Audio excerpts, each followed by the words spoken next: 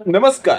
नालायक विक्रांतच्या वागण्यामुळे आता शिर्केंच्या घरात महाभारत सुरू असतं. त्यातच विक्रांतने स्वतःच्या बापावरच हात उचललेला असतो आणि चांगलंच त्याला तुडवण्याचा प्रयत्न केलेला असतो. हे सगळं आता अर्पिताच्या समोर घडलेलं असतं.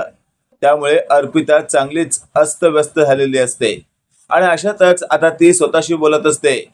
इथे जर एवढा मोठा राडा होऊ शकतो तर तिकडे जहागीरदारांकडे काय झालं असेल. मला तिकडची परिस्थिती जाणून घ्यावीच लागेल आणि तीर्थाला सुद्धा मला भेटायला जावंच लागेल. शेवटी नालायकाने नको ते केलंय. आणि अशातच अर्पिता घरातून बाहेर पडत असते. त्याच वेळेला अर्पिताची आई म्हणत असते, काय ग हे अर्पिता, आता तू कुठे निघालीस? त्यावर अर्पिता म्हणत असते, आई अगं असं काय करतेस? त्या नालायक विकीने जी काही परिस्थिती आपल्या दोन्ही कुटुंबावर आणून ठेवली आहे ना, त्यानंतर त्या कुटुंबाशी आपलं पुढे नातं टिकवण्यासाठी मलाच काही प्रयत्न करावे लागतील ना. हे वाक्य ऐकल्यावर अर्पिताची आई चांगलीच गोंधळलेली असते. ती म्हणत असते, अगं पण आता नको जाऊ. परिस्थिती आपल्या घरची बघतेस ना, तिथेही काही वेगळी परिस्थिती नसणार आहे. ते लोक खूपच चिडले असतील विक्रांतवरती. हे वाक्य ऐकल्यावर आता अर्पिता म्हणत असते, हो विक्रांतवर चिडणं स्वाभाविकच आहे. म्हणून काय मी माझ्या शौर्याला आणि तीर्थाला भेटायला जाऊ नको का? असं म्हणत अर्पिता घरातून फायनली बाहेर पडलेलीच असते. इकडे आपण पाहतोय आता शौर्य हा ऊर्जाला म्हणत असतो, ऊर्जा आता तर तू फक्त बघ त्या विक्रांतची काय अवस्था करतो मी. हे वाक्य ऐकल्यावर आता ऊर्जा म्हणत असते, शौर्य शांत हो, हायपर हो नको.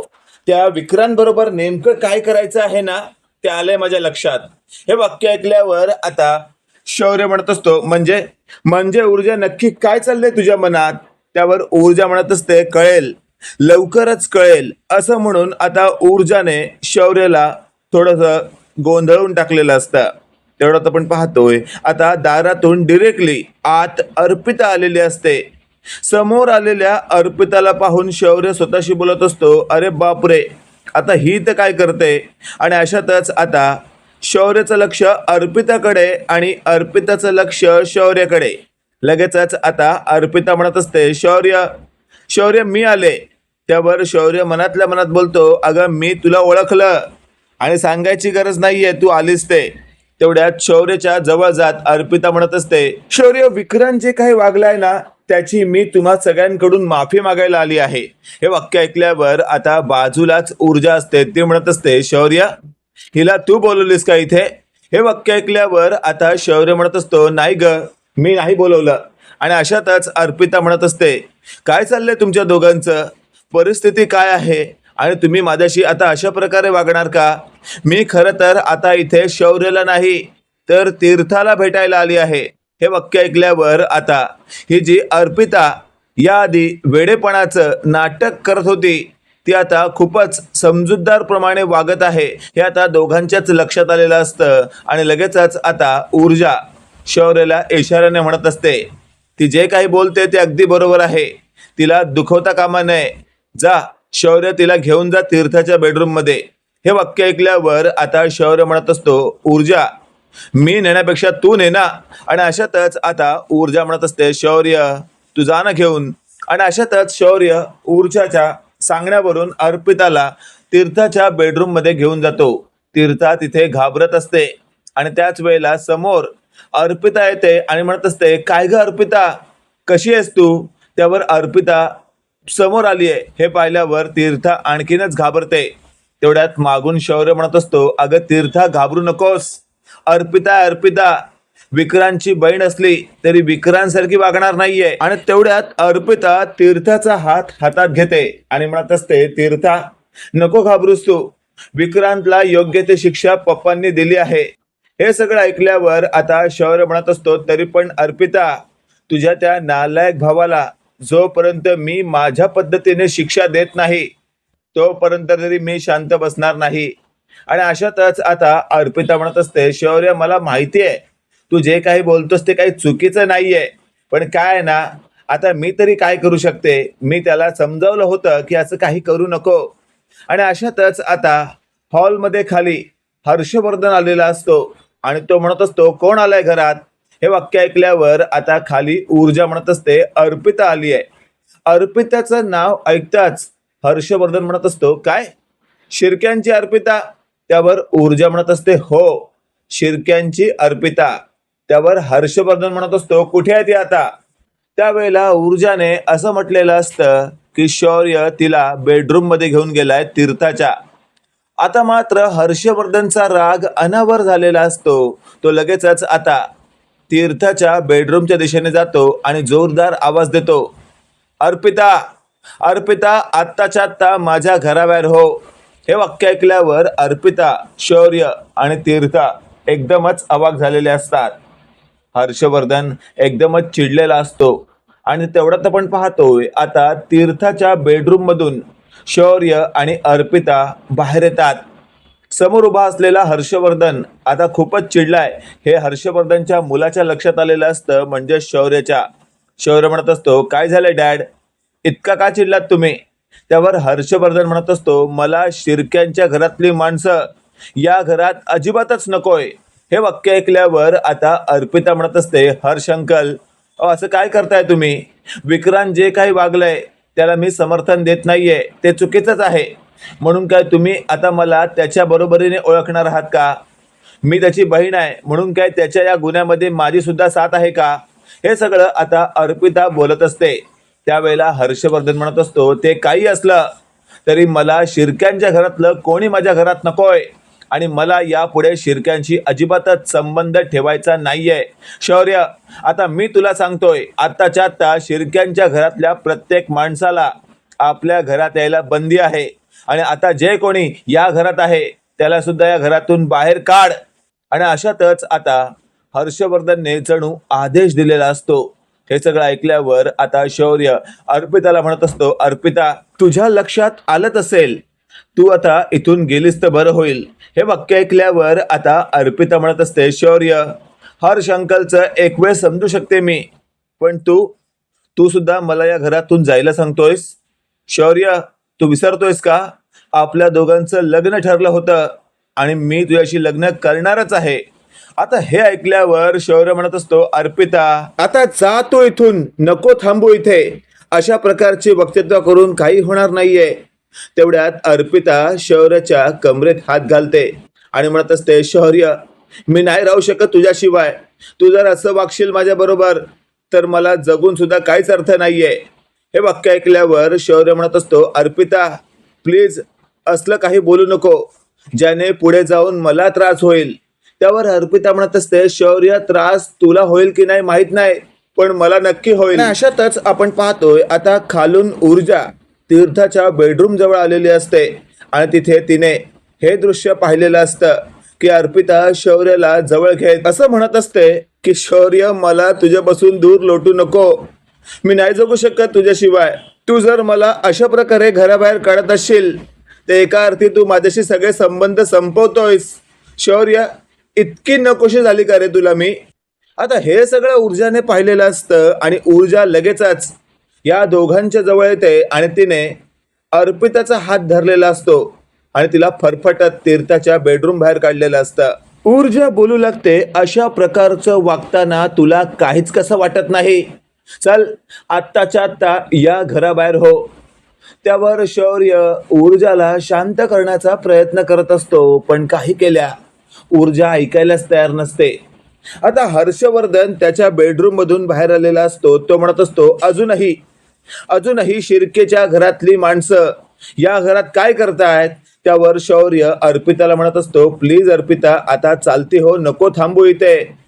आता अर्पिता म्हणत असते हर्ष अंकल, तुमचं काय चाललंय. तुम्हीच माझ्या डॅडना शब्द दिला होता ना की या ऊर्जाला येत्या 10 दिवसात तुम्ही घरातून बाहेर काढणार आणि त्यानंतर शौर्याशी माझं लग्न लावणार. मग दिलेला शब्द तुम्हीच पाळत नाहीये. आज तुम्ही या ऊर्जाला जवळ घेताय आणि मला दूर लोटताय. हीच का तुमची माणुसकी. असं तसं अर्पिता बोलत असताना आता हर्षवर्धन म्हणत असतो शौर्य, जर तुझ्याच्यान जमणार नसेल ना तर मला सांग, मी दूर लोटतो. आणि तेवढ्यात रागात हर्षवर्धनने अर्पिताचा हात धरलेला असतो आणि जोरात तिला घराबाहेर ढकलून दिलेला असता. आणि लगेचच दार लावण्याचा प्रयत्न केलेला असतो. पण तेवढ्यात कुमुदिनी पुढे येते आणि म्हणत असते, हर्षवर्धन काय करतोयस तू हे? अर्पिता बरोबर असा वागण्याचा अधिकार तुला नाहीये. हे वाक्य ऐकल्यावर आता अर्पिता उठते आणि म्हणत असते, आजी, हर्ष अंकलवर माझा कोणताच राग नाहीये, त्यांनी माझ्याशी कसंही वागू दे, पण मला मला माझ्या शौर्यशी लग्न करायचं आहे. हे वाक्य ऐकल्यावर कुमुदिनीने एका वाक्यात अर्पिताला शांत केलेलं असतं. कुमुदिनी म्हणत असते, अर्पिता, तू शिकली सवरलेली आहेस, तुला कळतं ना मी काय बोलते ते ऐकायला येतं ना? शौर्याचं लग्न ऑफिशियली ऊर्जाशी झालंय, त्यामुळे यापुढे शौर्याशी लग्न किंवा शौर्याच्या जवळ येण्याचा प्रयत्न करणं किंवा त्याला फोन करणं, मेसेज करणं, हे सगळं बंद करायचं. मी तुला हे शेवटचं सांगते, हे मात्र लक्षात घे. त्यावर मात्र अर्पिता म्हणत असते, म्हणजे म्हणजे आजी म्हणायचंय काय तुम्हाला की आता या घराशी माझा काडी मात्र संबंध नाहीये का? त्यावर कुमुदिनी म्हणत असते, असं मी म्हणालेले नाहीये, पण शौर्यशी आता यापुढे तुझं फक्त एक मित्र म्हणून नातं असेल आणि बाकीचं नातं तू अजिबातच जोडायचा प्रयत्न करायचा नाही. हे सगळं ऐकल्यावर अर्पिता म्हणत असते, अजिबातच नाही. आधी जे ठरलंय त्याप्रमाणेच व्हायला हवं. हर्ष अंकल, मी तुम्हाला शेवटची वॉर्निंग देते, बघा काय करायचं ते करा. माझं लग्न तुमच्या शौर्याशी झालंच पाहिजे, नाहीतर मी काय करेन ना सांगता येत नाही. हे सगळं बोलून अर्पिता आता त्या घरातून फायनली बाहेर पडलेली असते आणि ती तिथून निघून गेलेली असते. अर्पिता जे काही बोलली ते येत्या काळामध्ये जर तिने सिरियसली घेतलं तर मात्र मोठा गोंधळ उडू शकतो. हे आता फायनली शौर्याच्या लक्षात आलेलं असतं आणि शौर्य म्हणत असतो, ऊर्जा, आता काय करायचं? त्यावर ऊर्जा म्हणत असते, यापुढे काय करायचा याचा विचार तू करू नको. आणि अशातच आता गोंधळलेला शौर्य एकदमच कन्फ्यूज झालेला असतो. इकडे आपण पाहतोय आता हर्षवर्धनला कुमुदिनी म्हणत असते, हर्षवर्धन, आतापर्यंत अशा प्रकारे तू कधीही कोणत्या महिलेशी वागला नाहीस, मग अचानकपणे इतका तुझा राग कसा अनावर झाला? तू त्या अर्पिताशी असा कसा काय वागू शकतोस? ती तुझ्या तीर्थासारखीच आहे ना? त्यावर हर्षवर्धन म्हणत असतो, आईसाहेब, तीर्थाची बरोबरी त्या अर्पिताशी करायची नाही. मुळात शिर्क्यांच्या घरातलं मला कोणीही या घरात नकोय किंवा तो विषयही नकोय. हे वाक्य ऐकल्यावर कुमुदिनी म्हणत असते, हर्षवर्धन, मी तुझा राग समजू शकते, पण आज जरा अतिच वेडावाकडा वागतोयस असं नाही का वाटत तुला?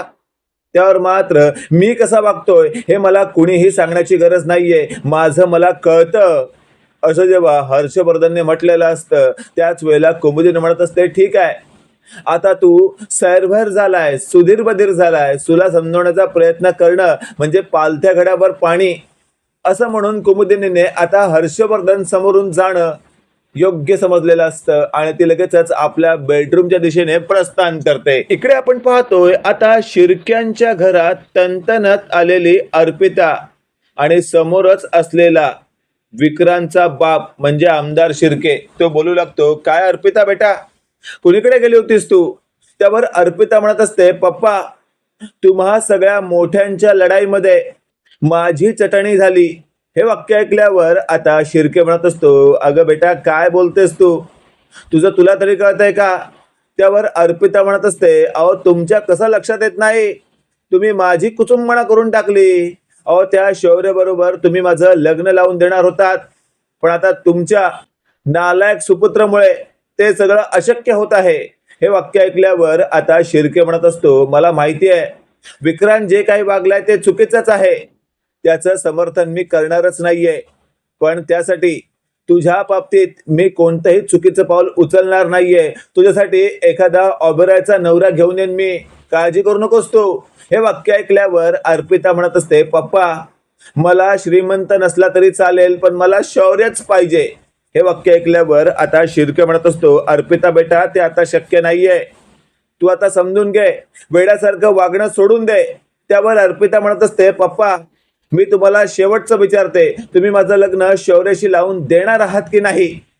आता अर्पिता खूप जास्त प्रमाणात आपल्याला टॉर्चर करते हे त्या शिर्केच्या फायनली लक्षात आलेलं असतं आणि मग शिर्केला शेवटी असं म्हणावं लागतं, हे बघ, मी तुला यापुढे या बाबतीत कोणताही शब्द देऊ शकत नाही, कारण तुझ्या नालायक भावाने जे काही केले ना, त्यानंतर त्या हर्षवर्धनने मला सुद्धा फाट्यावर मारायला सुरुवात केली आहे.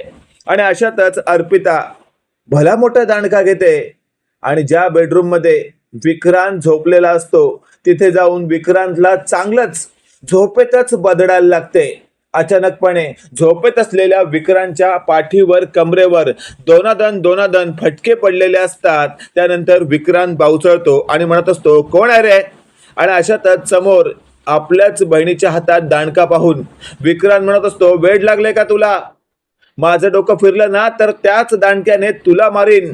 हे सगळं ऐकल्यावर मात्र अर्पिता म्हणत असते, मार ना, एकदाच मारून टाक. तसंही तू जे काही कांड केलंयस ना, त्यानंतर माझं त्या घराशी काही संबंध नाहीये असं दाखवतात ती लोक. आणि तू आता मला जिवंत बघतोयस ना, ते फक्त शरीर, मनातून तर मेलेलीच आहे. मार तू मला. असं तसं बोलून आता अर्पिता स्वतःच्या भावाला डिवोर्स करण्याचा प्रयत्न करत असते. अशातच आता तिथे शिर्केची बायको आलेली असते. ती अर्पिताला समजवण्याचा प्रयत्न करते, पण तो निफळ ठरतो. इकडे विजया खूपच चिडते. ती म्हणत असते, ऊर्जा, जे काही घडतंय ना त्या सगळ्याला तू कारणीभूत आहे. हे सगळं ऐकल्यावर आता शौर्य म्हणत असतो, मॉम, मला तुझ्याकडनं असल्या प्रकारची अपेक्षा नाहीये. काय बोलतेस तू हे? अगं, तीर्थाचा जीव जर वाचला असेल तर तो फक्त ऊर्जाच्या हुशारीपणामुळे. जर ऊर्जाची हुशारी कामी नसती आली ना तर मी त्या तीर्थापर्यंत पोहोचूच शकलो नसतो. त्यावर विजया म्हणत असते, गप्प बस. बघावं तेव्हा बायकोचं कौतुक गुणगान गात असतोस. एक गोष्ट लक्षात ठेव, तुला काय वाटतं या जगामध्ये काय फक्त तूच एक नवरा आणि तुझीच बायको आहे का? असं तसं बोलून आता विजयाने शौर्यला डिवचलेलं असतं. मित्रांनो, तुम्हाला काय वाटतं, येत्या काळामध्ये आपल्याला या मालिकेमध्ये काही वेगळं पाहायला मिळू शकतं का? कमेंट करून नक्की कळवा. आणि अशाच नवनवीन अपडेट पाहण्यासाठी व्हिडिओला लाईक आणि चॅनलला नक्की सबस्क्राईब करा. धन्यवाद.